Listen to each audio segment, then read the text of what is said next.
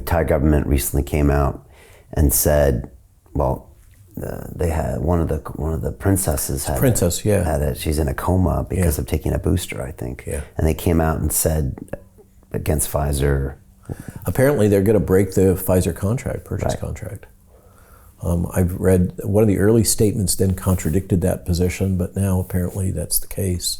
I haven't followed the story as close, rigorously. How was Bill Gates involved in all this? You mentioned him earlier, and didn't he recently come out with a statement about the vaccine, the same statement maybe you made 2 years ago that got you banned? Can you expand on that? So first off, how was he involved?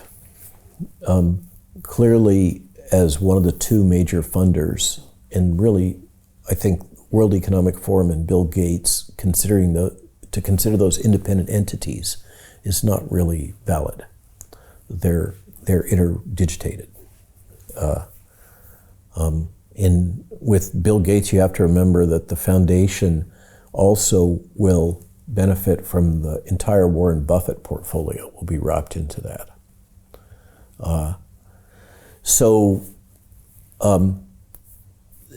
My understanding is that, and I've worked for a Bill and Melinda Gates funded organization, the ARIS Global TB Vaccine Foundation. I used to consult for PATH periodically, which is like their mothership organization in Seattle, nonprofit.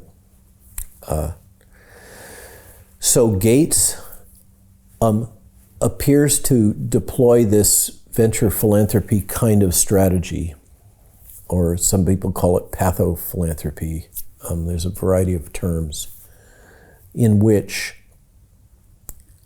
he gets the benefit of the public relations around philanthropic good works,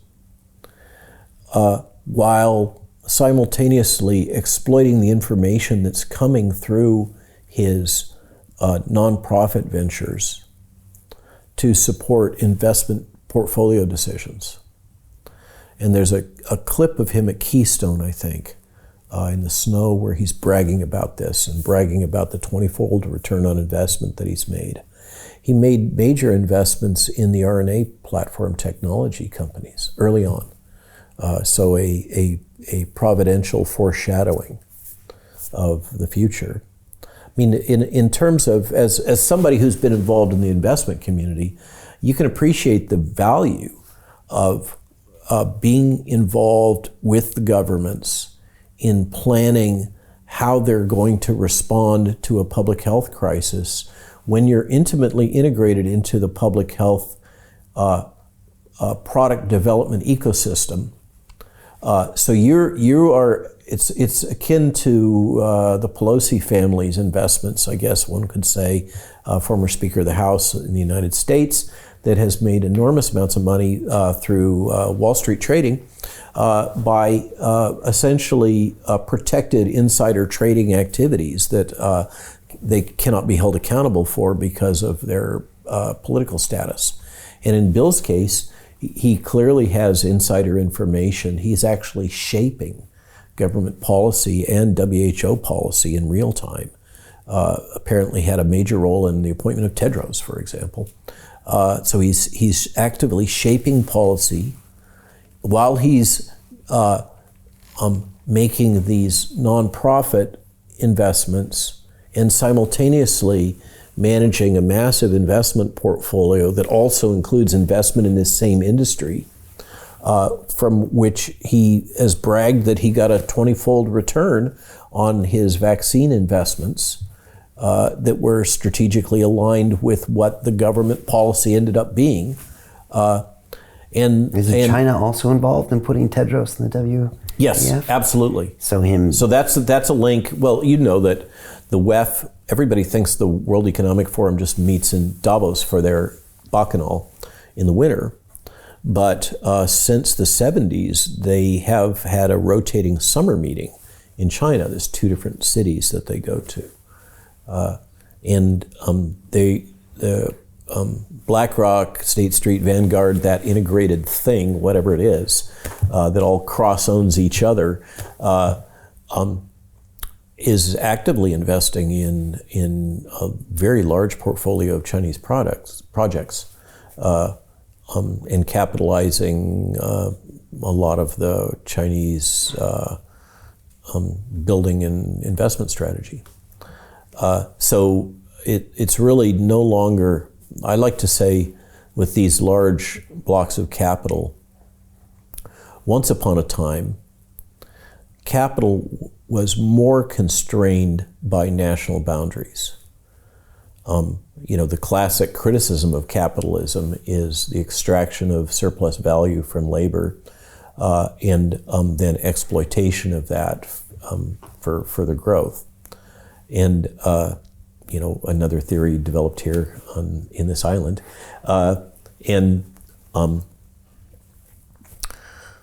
that's obsolete.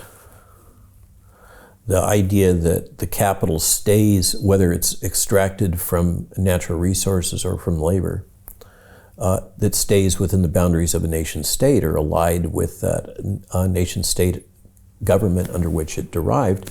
Capital now exists in a free-floating way, in a transnational way, and as you know, I'm teaching, you know more about economics than I do, it moves globally, seeking return on investment. It has no morality.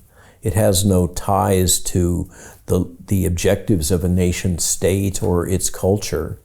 It has no ties to religion or, with the exception of the Catholic Church's banking. But for the most part, it exists in an independent, free-floating environment where it merely pursues the only objective of growth in a relatively apolitical, amoral way. And so if you get best return on investment using the Chinese model, of course you're going to do that. You're going to justify it, as to do otherwise is to compromise your fiduciary duty to your stockholders and your investors, right? And so that's how it behaves. And Gates and Warren Buffett are absolutely part of that ecosystem. And so Gates has this unique position where he's crafting government policy, he's crafting WHO policy, he's building momentum through his unique access to press. He has actively funded the development of a new school of journalism in the sense of a new logic of journalism called advocacy journalism. This is another one of the stories I broke, as I hunted down, and I think you can't even find those web pages anymore, where the Gates Foundation has listed their philanthropic activities.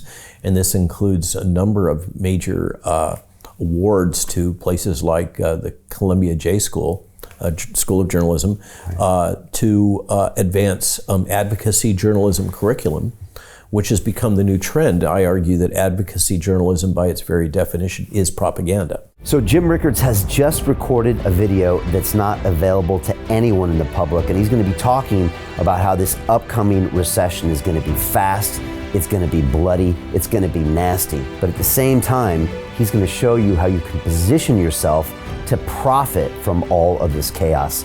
Now, we've made this video only available to our viewers. Go to londonreal.tv/Jim. Watch that immediately. I can't say enough good things about Jim Rickards. He understands the global economic system better than any guest I've ever had on London Real.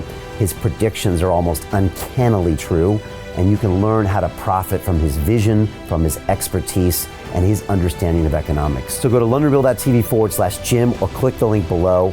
It's an excellent, excellent look on what's going to happen in the future and how you can position yourself to profit from that. Jim is one of the best in the business, one of my favorite guests on London Real, and he's very, very good at predicting the future and showing us all to profit from it. So click the link, and I hope you enjoy. The greedy bankers are about to do it again. In 2008, they crashed our financial system and nearly bankrupted the entire global economy. Then they received trillions of dollars in government bailouts. And after, they demanded fat bonuses paid for by you, the taxpayer. It turns out the banks haven't just been screwing the American taxpayers, they're also screwing over their investors. Turns out the banking industry is the worst place you could put your money, despite enormous taxpayer bailouts. Now the bankers are back to take away your financial freedom. They lie and tell you that cryptocurrency isn't safe. They try to make it illegal for you to choose how to invest your hard-earned money. They lie and say cryptocurrency is used by money launderers and criminals. But look at the record.